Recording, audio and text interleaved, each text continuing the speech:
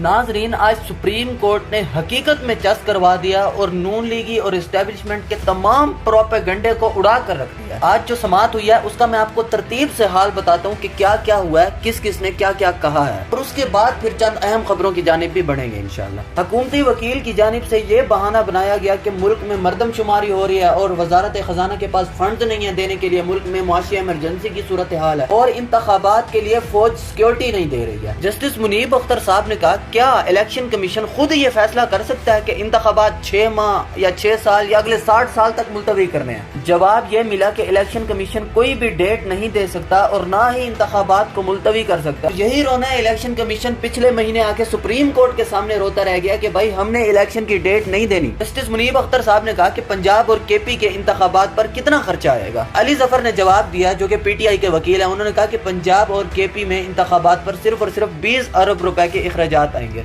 मुनीब अख्तर साहब ने कहा कि यार एक महीने में 500 अरब इकट्ठे हो सकते हैं, तो इतने बड़े मसले के लिए सिर्फ 20 अरब रुपए नहीं दिए जा सकते। हुकूमती वकील की जानिब से कहा गया, जी फौज सिक्योरिटी नहीं दे रही इलेक्शंस के लिए। मुनीब अख्तर साहब ने कहा कि क्या ये सिक्योरिटी फोर्सेज, ये फौज और ये सारी सिक्योरिटी फोर्सेज हुकूमत के मातहत नहीं है? क्या हुकूमत जब भी इन्हें बुलाए इनका आना फर्ज नहीं है? अगर ऐसा नहीं है तो क्या हम ये समझे कि हम दहशत गर्दों के हाथों यरगमाल हो चुके हैं? जस्टिस मुनीब अख्तर ने कहा कि यार ये आर्म्ड फोर्सेज हुकूमत के मातहत होते हैं और वो कैसे इनकार कर सकते हैं कि हम इलेक्शन के लिए सिक्योरिटी नहीं दे सकते? यानी एस्टेब्लिशमेंट की भी सुथरी रगड़ाई की है आज। जस्टिस इजाजुल एहसन साहब ने कहा कि लैपटॉप स्कीम के लिए स्टूडेंट्स में लैपटॉप बांटने के लिए तकरीबन 10 अरब रुपए जमा किए जा सकते हैं, तो इतने अहम इंतखाबात के लिए क्या 20 अरब रुपए दिए नहीं जा सकते? इजाजुल एहसन साहब ने कहा तमाम इंतजामी इदारे, चाहे वो चीफ इलेक्शन कमिश्नर हो, चाहे वो फौज हो, चाहे वो वजारत खजाना हो जिसने फंड्स जारी करने हैं, वो आइन के तहत इलेक्शन कमीशन के साथ तामुन करने के पाबंद है। कहा गया कि भाई जज साहब आप तो कह रहे हैं, आपका बड़ापन है कि आप कह रहे हैं कि इतने पैसे जमा हो सकते हैं, लेकिन वजारत खजाना ने फंड्स देने से इनकार कर दिया। चीफ जस्टिस साहब ने कहा कि हमें बताएं कि फंड्स किसने जारी करने हैं। ये कैसे हो सकता है कि वजारत खजाना कहे कि कोई फंड्स नहीं है और इलेक्शन होंगे ही नहीं? हुकूमती वकील का जब कोई भी बहाना नहीं सुना जा रहा था और वो हर तरफ से लाजवाब हो रहा था, तो उसने 2 जजेस का जो इख्तलाफी नोट था उसका मामला सुप्रीम कोर्ट के सामने उठाया। तो जज साहिबान ने कहा कि ये अदालत का अंदरूनी मामला है, आप इसमें मुदाखलत न करें कि किसने उस फैसले से इख्तलाफ किया था और किसने नहीं किया था। आप ये बताएं कि आइन 90 दिन में इंतखाबात कराने का तकाजा करता है या नहीं करता? सीधा सा जवाब दें। चीफ जस्टिस साहब ने कहा कि पूरे बजट की तो जरूरत ही नहीं है इंतखाबात के लिए, अगर आप हमारी तनख्वाहों में से सिर्फ 5% काट लें और इंतखाबात करवा लें। मैं ये कहना चाहूंगा कि चीफ जस्टिस साहब आपने तो कहा कि अपनी तनख्वाहों में से 5% काटने का क्या, एक ऐसा इदारा भी मौजूद है इस मुल्क में जिसकी सिर्फ 1% तनख्वाह काटी जाए तो इस जैसे 10 इंतखाबात हो सकते हैं, और वो है पाकिस्तान की हराम खोर इस्टेब्लिशमेंट। सुप्रीम कोर्ट ने एंड पे कहा कि भाई ये तो वाज़ेह है कि इलेक्शन कमीशन अपनी तरफ से डेट नहीं दे सकता,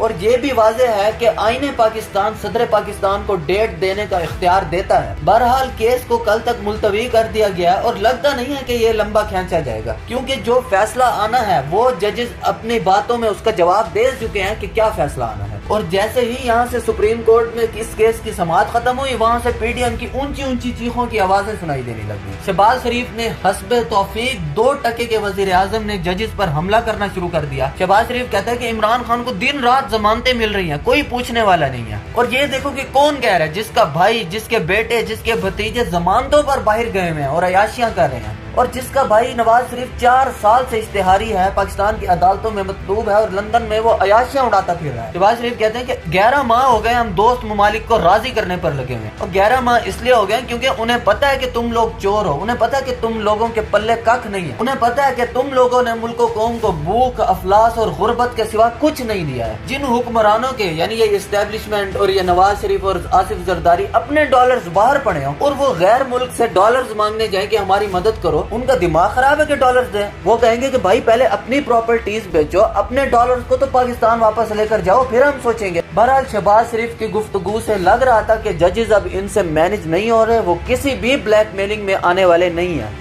तो तुम लोग कह रहे हो जमानतों पर जमानतें। हसन नियाजी को तुमने पहले झूठे केस में इस्लामाबाद से गिरफ्तार किया, फिर कोयटा ले गए, फिर लाहौर और आज फिर कराची लेके गए। अजहर मेशवानी जिसका 5 दिन तक कोई पता ही नहीं था, कोई मुकदमा सामने नहीं आ रहा था कि आखिर उसको गिरफ्तार किस मुकदमे के तहत किया गया, आज पता चला है कि वो FIA इस्लामाबाद के ज़ेरे हिरासत है। और जज साहब के भी काम देखो, अगर इनका कोई रिश्तेदार होता तो इतनी लंबी तारीख देते, 4 अप्रैल को उसको पेश करने का हुक्म दिया। ये 2 टके का जज नहीं जानता कि वहाँ पर اس کو کس ظلم اور بربریت کا نشانہ بنا رہے ہوں گے بیچارے اظہر میشوانی کو. اور آپ کو خصوصاً طور پر وہ نانی اماں وہ محترمہ یاد ہوگی جس نے کہا تھا لندن تو دور کی بات ہے، میری تو پاکستان میں کوئی پراپرٹی نہیں ہے. پہلے اس کے بھائی نے کہا ہاں جی لندن والے فلیٹس الحمدللہ میری بہن کے ہیں. اور اب کاغذات نامزدگی میں جب الیکشن لڑنے کے لیے انہوں نے کاغذات جمع کرائے ہیں اس میں مریم نواز 1400 کنال زمین کی مالک ہے. یہ بات کرتے ہیں پاکستان کے غریب عوام کی، ان کو شرم نہیں آتی؟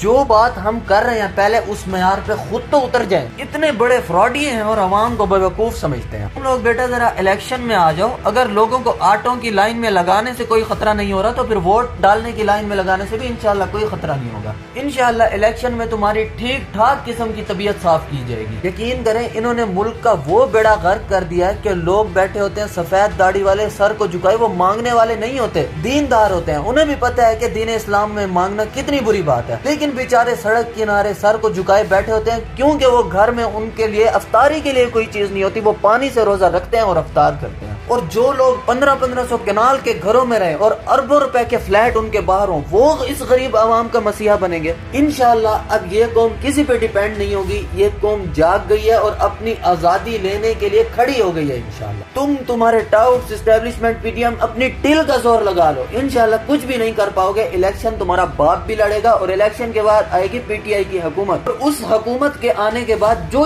تم نے ظلم و بربریت کی داستانیں رقم کی ہیں ویسے کا ویسے انشاءاللہ بدلہ تم سے لیا جائے گا. چینل کو سبسکرائب لازمی کریں. ملتے ہیں انشاءاللہ اگلی ویڈیو میں، تب تک کے لیے اللہ حافظ.